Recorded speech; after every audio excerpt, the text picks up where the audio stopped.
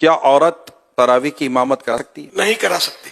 तरावी और कोई सी भी नमाज की औरत इमामत नहीं कराएगी। तरावी की नियत करना भूल गए तो क्या तरावी हो जाएगी? जो पढ़ रहा है उसके जहन में कि मैं नमाज पढ़ रहा हूँ इस वक्त, ये पता हो उसको, तो ये मतलब, और तरावी का वो वक्त है या जहन में आमतौर पर होता है कि मैं तरावी पढ़ूं, तो अगर है जहन में तो अल्फाज जुमले मुंह से अदा करना ये कोई शर्त नहीं है, दिल में हो नियत। क्या मुसाफिर पर भी तरावी पढ़ना जरूरी है? मुसाफिर के लिए भी सुन्नत तो है कि तरावी पढ़ेंगे।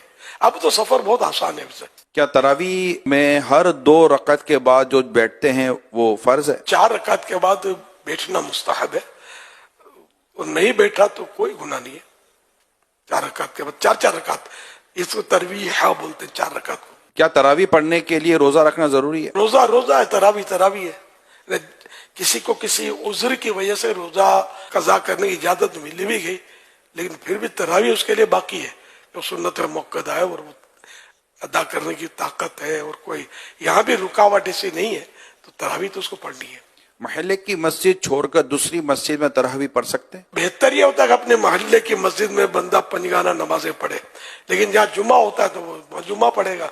तो अगर तरावी इस तरह किसी और मस्जिद में जाके पढ़े तो कोई गुनाह नहीं है। ईशा की नमाज से पहले तरावी पढ़ ली तो क्या हो जाएगी? ईशा के फर्ज के बाद ही तरावी का टाइम शुरू होगा, ईशा से पहले नहीं होगी। ईशा की जमात मस्जिद में हो गई तो क्या वो तरावी की जमात पढ़ सकता है? मसला ये है कि ईशा के फर्ज नहीं मिले तो तरावी तो पढ़ सकता है बाजमात।